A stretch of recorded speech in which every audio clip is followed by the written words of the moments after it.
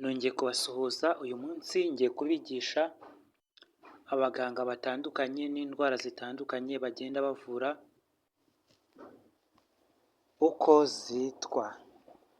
Twagiye. Doctor of teeth is called dentist. Ni umuganga uvura amenyo. Doctor of heart is called cardiologist. Uyu ni umuganga uvura imitima. Doctor of children is called pediatrician. Pediatrician. Uyu ni umuganga uvura abana. Ushobora kujya kwa muganga, ugiye kuvuza nk'umwana, uri nko kuvuga icyongereza cyangwa se aho hantu kuri ibyo bitaro bakoresha icyongereza, wakiyadaputa mu gihe uzi uko bamwita.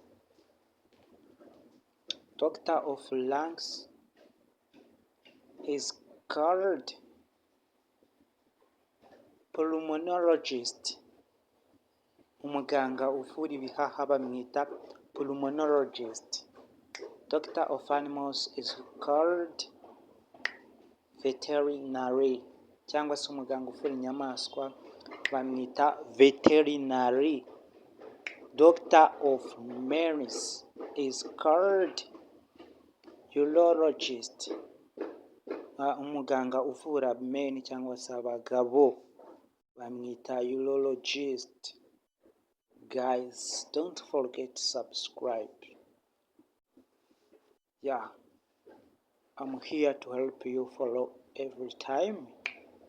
Don't forget to subscribe in order to see all video when upload. You will see notification. Mukore subscribe nk'ibisanzwe. Ni ubufasha mba ndi kubaha, mbagezaho amasomo atandukanye. Twakomeje. Doctor of women. Woman is called gynecologist. Uyu ni muganga w'abagore. Cyangwa se doctor of skin is called dermatologist. Dermatologist. Uyu ni muganga uvura indwara z'uruhu. Twakomeje na muganga uvura amaso. Doctor of eyes is called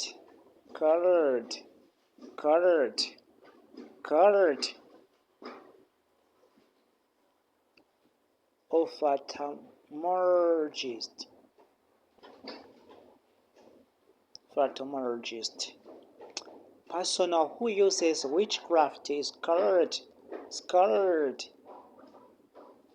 Dr. Witch, cyangwa se umuntu ukoresha amarozi bamwita Dr. Witch. Doctor of mind is called umuganga uvura se cyangwa se indwara zo mu bitekerezo, mind, mu mutwe, bamwita psychiatrist.